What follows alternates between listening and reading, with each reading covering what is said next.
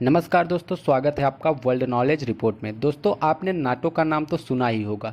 जो नहीं जानते उन्हें मैं बता दूं कि नाटो एक ऐसा शक्तिशाली संगठन है जिसमें अमेरिका सहित अमेरिका के पक्ष के सभी शक्तिशाली देश शामिल हैं। जो नाटो की स्थापना है ना दोस्तों, वो आखिर हुई क्यों थी? दरअसल सोवियत संघ के प्रभाव को कम करने के लिए।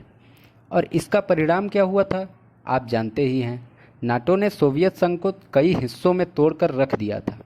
जी हाँ दोस्तों, सोवियत संघ को तोड़ने में ना नाटो का बहुत बड़ा योगदान था। यकीन मानिए, अब चीन के खतरे से निपटने के लिए नाटो से भी बड़े संगठन के स्थापना की बात चल रही है। और ये बात मैं नहीं कह रहा, बल्कि पिछले कुछ दिनों पहले यूके की फॉरेन सेक्रेटरी लीज ट्रस ने कहा है।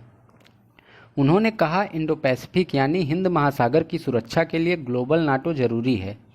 दरअसल यूरोप के देश चीन के खतरे को हमेशा से नज़रअंदाज करते आए हैं और ये चीन को एक बड़ा खतरा मानने के लिए तैयार ही नहीं है।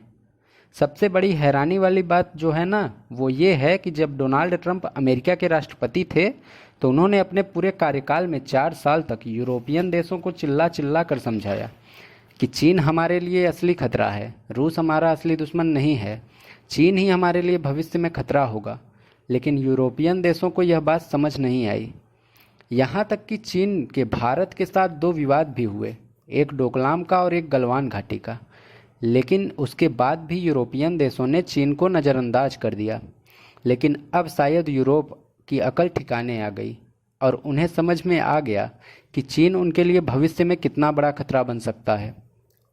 जी हाँ, तभी तो ब्रिटेन की फॉरेन सेक्रेटरी ने ग्लोबल नाटो की ज़रूरत बताने के साथ साथ यह भी कहा है कि इंडो पैसिफिक पर अब पूरे यूरोप की नज़र है।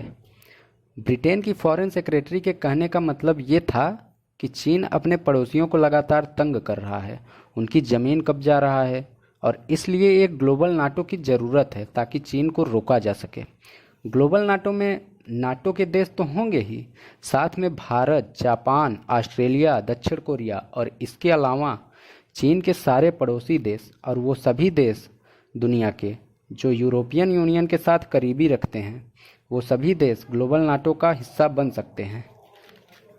लेकिन एक बात बता दें आपको कि ऐसा नहीं है कि चीन को आसानी से तोड़ा जा सकेगा, क्योंकि चीन भी अपना एक गुट तैयार कर रहा है जिसमें वो सभी देश हैं जो यूरोपियन देशों से या अमेरिका से दुश्मनी रखते हैं। एग्जाम्पल के लिए उत्तर कोरिया, ईरान, रसिया, पाकिस्तान, वेनेजुएला। चीन के इस गुट का नाम ग्लोबल सिक्योरिटी इनिशिएटिव होगा।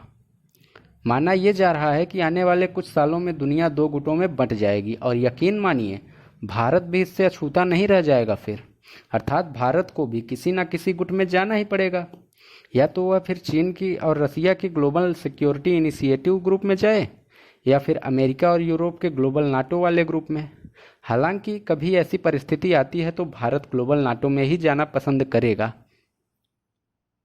दोस्तों, अगर वीडियो अच्छी लगी हो तो कृपया लाइक, सब्सक्राइब एंड शेयर जरूर करें। धन्यवाद दोस्तों।